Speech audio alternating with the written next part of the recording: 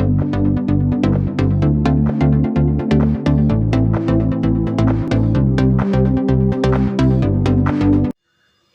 मंडळी, इनहेरिटन्स शिकतो आहोत जावामध्ये। तुम्हाला माहिती आहे उरलेले प्रकार बघूयात ह्या व्हिडिओजमध्ये आणि अतिशय महत्त्वाच्या संकल्पना आता सुरू होत आहेत। तुम्हाला थंबनेलवरनं कळलं असेल इंटरफेस वगैरे काय हे सगळं आपण शिकूयात। सो व्हिडिओ शेवटपर्यंत बघा, अतिशय महत्त्वाचा व्हिडिओ आहे आणि तुम्हाला समजला का मला नक्की सांगा। Types of inheritance in Java part 2। तर आपण सिंगल आणि मल्टी लेव्हल इनहेरिटन्स हे दोन पाहिलेले आहेत। आज हायरार्किकल इनहेरिटन्स, मल्टिपल इनहेरिटन्स आणि हायब्रिड इनहेरिटन्स आपण पाहूयात। ठीक आहे, पहिला आहे हायरार्किकल इनहेरिटन्स। डायग्राम मी इथे काढून दाखवलेली आहे, त्याच्यावरून तुम्हाला अंदाज येईल, मी तुम्हाला एक्सप्लेनही करते। सो ह्याचा अर्थ काय आहे, हा पेरेंट क्लास आहे आणि हे दोन ह्या पेरेंट क्लासचे दोन चाइल्ड क्लासेस आहेत। हे दोन क्लासेस ह्याच्यापासून डिराईव्ह झालेले आहेत। So in hierarchical inheritance one parent class is used to derive more than one child class. हेच मी आत्ता तुम्हाला सांगितलं, one parent class is used to derive more than one child classes. In other words, multiple child classes extend from single parent class. त्याचाच अर्थ multiple child classes can be derived from single parent class. ठीक आहे, एका पॅरेंटकडून आत्तापर्यंत आपण सिंगलमध्ये एका पॅरेंटकडून एक child class inherit होतो हे पाहिलं होतं, पण असंही होऊ शकतं जावा प्रोग्रामिंगमध्ये की एका पॅरेंटकडून एकापेक्षा जास्ती दोन किंवा त्याहूनही जास्ती क्लासेस इनहेरिट होऊ शकतात। ठीक आहे, कारण आता इथे पुन्हा ह्या चाइल्ड क्लासकडून अजून दोन नवीन चाइल्ड क्लासेस इनहेरिट झालेले आहेत। तसंच ह्या चाइल्ड क्लासलाही अजून दोन चाइल्ड क्लासेस इनहेरिट करत आहेत। आता त्याचं उदाहरण बघूयात आपण, म्हणजे आपल्या एक्झॅक्टली लक्षात येईल। आता हा क्लास ए आहे। ओके, सो त्याच्यामध्ये मी प्रिंट ए असं साधारण म्हणजे दिस इज क्लास ए असं मला त्याच्यामध्ये म्हणायचं आहे। सो प्रिंट ए नावाची मेथड मी लिहिलेली आहे। आता क्लास बी काय करतो आहे, एक्सटेंड्स ए, तो ए पासून डिराईव्ह झालेला आहे। सो त्याच्यामध्ये मी प्रिंट बी म्हणजे धिस इज क्लास बी असं मला त्याच्यामध्ये प्रिंट करायचं आहे, ही मेथड मी लिहिलेली आहे। आता क्लास सी सुद्धा एकडूनच इनहेरिट होतो आहे, म्हणून आपण क्लास सी एक्सटेंड्स ए असं लिहिलेलं आहे आणि त्याच्यामध्ये धिस इज क्लास सी असं मला प्रिंट करायचं आहे, तर प्रिंट सी नावाची मेथड मी इथे लिहिलेली आहे। ओके, आणि आता मेन क्लासमध्ये आल्यानंतर मी बी ह्या क्लासचं OBJ नावाचं ऑब्जेक्ट इथे क्रिएट केलेलं आहे आणि त्या ऑब्जेक्टने त्याच्या पॅरेंट क्लासचं मेथड ॲक्सेस केली आहे, त्याच्या पॅरेंट क्लासमधली आणि त्याच्याच क्लासमधली मेथडही मी ॲक्सेस केली आहे। आणि त्याचप्रमाणे सी ह्या क्लासचं ऑब्जेक्ट क्रिएट केलं आहे आणि त्या ऑब्जेक्टने त्याच्या पॅरेंट क्लासची मेथड ॲक्सेस केली आहे आणि त्याच्या स्वतःच्या क्लासची मेथड ॲक्सेस केली आहे। म्हणजेच ही मेथड कॉल केली जाईल, म्हणजेच आउटपुट काय येईल, प्रिंट एमध्ये this is class A, this is class B, इथे धिस इज क्लास बी येईल, पुन्हा धिस इज क्लास ए येईल आणि धिस इज क्लास सी येईल। सो आउटपुट काय येईल हे बघा, this is class A, this is class B आणि मग this is class A, this is class C. ही दोन जी स्टेटमेंट्स आहेत ती बीच्या ऑब्जेक्टने मेथड ॲक्सेस केलेले आहेत आणि ही दोन स्टेटमेंट्स जी आहेत ती सीच्या ऑब्जेक्टने मेथड ॲक्सेस केल्यामुळे आलेलं आउटपुट आहे।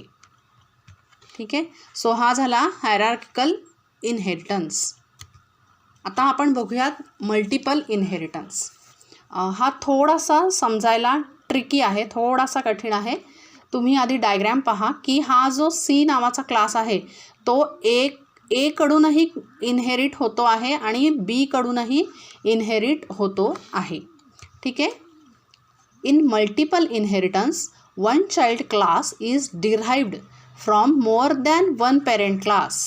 हा जो क्लास आहे हा ए पासूनही डिराईव्ह होतो आहे आणि बी पासूनही डिराईव्ह होतो आहे. पण जावा स्वतः मल्टिपल इनहेरिटन्सला सपोर्ट करत नाही कॉम्प्लेक्सिटी आणि लॉजिक इश्यूजमुळे. पण त्याला काही अल्टरनेटिव्ह दुसरा पर्याय आहे, तो असा आहे की we can implement multiple inheritance in Java using interfaces. ठीक आहे, इंटरफेस नावाची एक संकल्पना आहे, ती वापरून आपण जावामध्ये multiple inheritance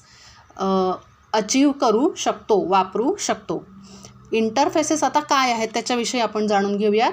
interfaces are use to achieve abstraction and implement multiple inheritance. ह्याच्या थोडंसं खोलवर आपण हे समजून घेऊयात.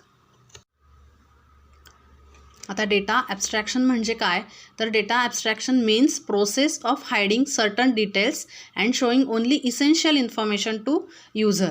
ठीक आहे, म्हणजे आपण जेव्हा जावाचा पहिला व्हिडिओ केला होता इंट्रोडक्शनचा, त्याच्यातच आपण सांगितलं होतं की सिक्युरिटी ही खूप इम्पॉर्टंट आहे जी जावामध्ये अचीव केली जाते. सिक्युरिटी म्हणजे काय, तर जी माहिती तुम्ही पुरवणार आहात, ज्याच्यावरती काम करणार आहेत, सूचना, इन्स्ट्रक्शन्स, मेथड्स, तर ती माहिती सुरक्षित राहणं अतिशय महत्त्वाचं आहे. आणि ते जावामध्ये आता कसं अचीव आपण करतोय ते आता आपण सगळं हळूहळू शिकतो आहोत. तर ते डेटा ॲब्स्ट्रॅक्शननी आपण अचीव करतो. मग ते काय करतं त्या प्रोसेसमध्ये, तर it is a process of hiding certain details and showing only essential information to user. ज्याची गरज आहे, एखाद्या मेथडला ज्या डेटाची गरज आहे तेवढाच डेटा त्याला पुरवला जातो, दुसरा डेटा त्याला वापरता येत नाही. ठीक आहे, ह्याला डेटा ॲब्स्ट्रॅक्शन असं म्हणतात. आणि आता मग इंटरफेस आपण मगाशी जे म्हणालो, तर इंटरफेस हा पण एक ॲब्स्ट्रॅक्ट क्लास आहे ज्याच्यामध्ये काही पब्लिक मेथड्स असतात पण त्या ॲब्स्ट्रॅक्ट असतात. म्हणजेच काय, तर त्या वापरता येतात बाकीच्या क्लासेसना, पण काही विशिष्ट पद्धतीनेच त्या वापरता येतात. सो ती विशिष्ट पद्धत म्हणजे काय ते मी इथे लिहिलं आहे की any class implementing your interface will need to provide implementations of those methods. तर in Java we use keyword interface to declare an interface. The interface can be named using an appropriate identifier. ठीक आहे, हे सांगते मी तुम्हाला, explain करते इथे म्हणजे कळेल. आता इथे मी तो एक प्रोग्राम लिहिलेला आहे जिथे आपल्याला सगळं नीट व्यवस्थित कळेल. आता इंटरफेस वन नावाची एक इंटरफेस मी इथे लिहिलेली आहे. त्याच्यानंतर इथे 2 नावाची इंटरफेस लिहिलेली आहे. आता ह्या इंटरफेसमध्ये ही मेथड आहे, ह्याचं फक्त काय म्हणता येईल त्याला, ओन्ली फंक्शन डेफिनेशन इथे आहे, त्याची बॉडी नाही आहे. म्हणजे त्याच्या आतमध्ये आपल्याला काय काम करायचं आहे ते इंटरफेसमध्ये लिहायचं नसतं. तसंच इथे 2 आहे, तर त्याच्या आतली मेथड मी इथे फक्त फंक्शन डेफिनेशन इथे आपल्याला दिसते आहे. त्याच्यानंतर आता इथे इंटरफेस 3 आहे जी 1 आणि 2 ह्या इंटरफेसेसकडून डिराईव्ह होते आहे. X tends 1 and 2, 1, 2. सो इथे त्याची प्रिंट इम्प्लिमेंटेशन नावाची त्याची एक मेथड मी लिहिलेली आहे. तर फक्त फंक्शन डेफिनेशन लिहिली आहे, त्याची बॉडी म्हणजे ॲक्च्युली त्याच्यात काय करणार आहोत ते इथे इंटरफेसमध्ये लिहित नाहीत. ठीक आहे, सो आता आपल्या इंटरफेस 3 जी आहे ती 1 आणि 2 कडून डिराईव्ह होते आहे. आता एक ही जी इंटरफेस आहे 3 नावाची, तर ती आता एक चाइल्ड क्लास आहे जो ह्या 3 ही जी इंटरफेस आहे ह्या इंटरफेसमधले जे मेथड आहे ती ह्या चाइल्ड नावाच्या क्लासला वापरायची आहे. म्हणून त्याला इम्प्लिमेंट्स असा कीवर्ड इथे लिहावा लागेल.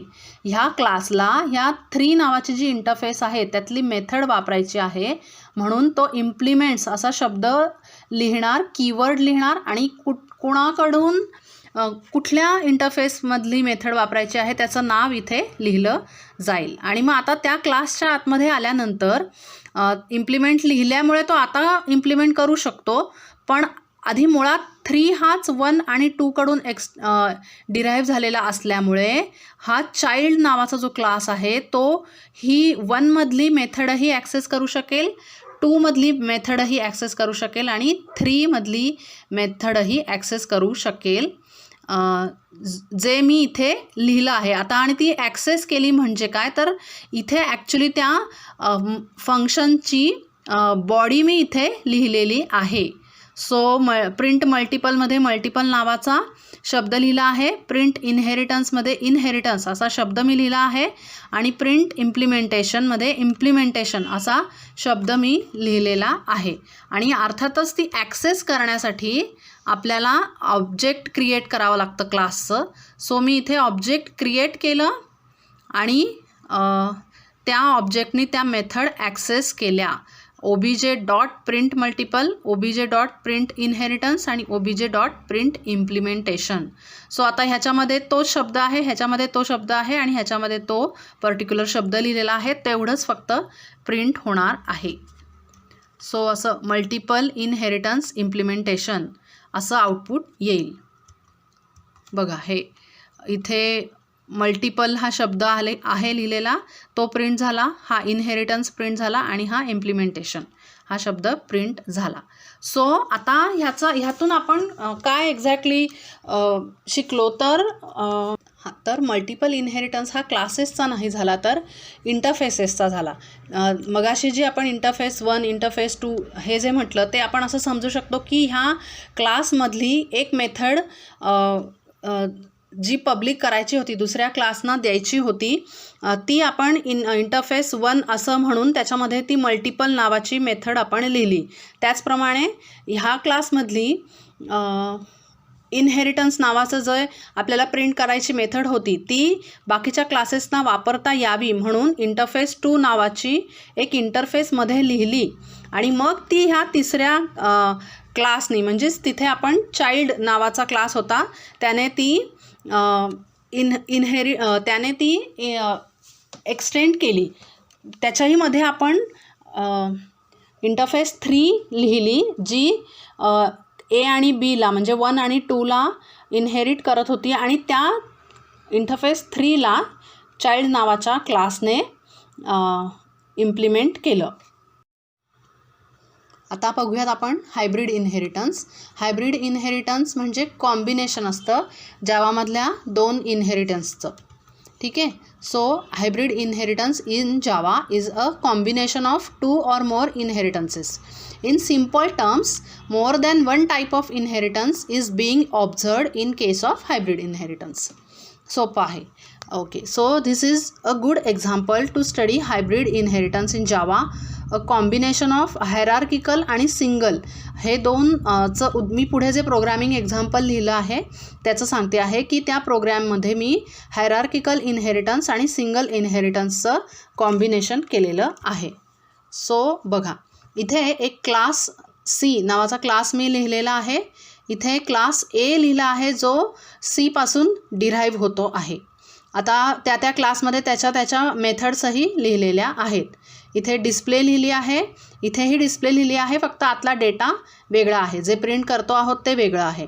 त्याच्यानंतर एक क्लास बी आहे जो पुन्हा सी कडून इनहेरिट होतो आहे. सो एक्सटेंड्स सी असं लिहिलं आहे, त्याचीही मेथड मी लिहिलेली आहे.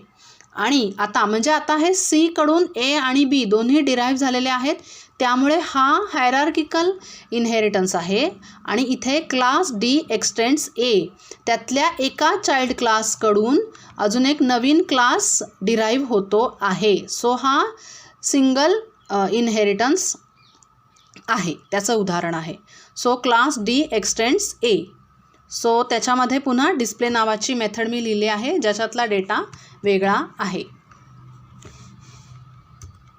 सो आता मेन क्लासमध्ये आल्यानंतर मी ह्या डी नावाच्या क्लासचं ऑब्जेक्ट क्रिएट केलं आहे आणि त्याची डिस्प्ले नावाची मेथड मी ॲक्सेस केली आहे. सो अशा प्रकारे ह्या व्हिडिओच्या शेवटी आपले इनहेरिटन्स जावामधले सगळ्या प्रकारचे इनहेरिटन्स समजून झालेले आहेत. हा व्हिडिओ अतिशय महत्त्वाचा आहे. तुम्ही व्हिडिओ पुन्हा पहा आणि तुम्हाला समजला आहे का मला नक्की सांगा. लवकरच भेटूयात नवीन संकल्पनेसह. तोपर्यंत चॅनल बघत राहा, तुमच्या फ्रेंड्सना शेअर करा आणि लाईक आणि सबस्क्राईब नक्की करा. थँक्यू.